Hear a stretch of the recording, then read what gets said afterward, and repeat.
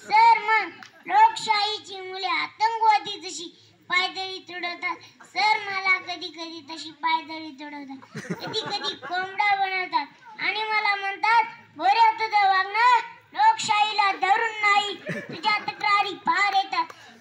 पण खरं सांगतो माझ्यासारखा गरीब पोरगा तुम्हाला आपल्या तालुक्यात सुद्धा मिळणार नाही.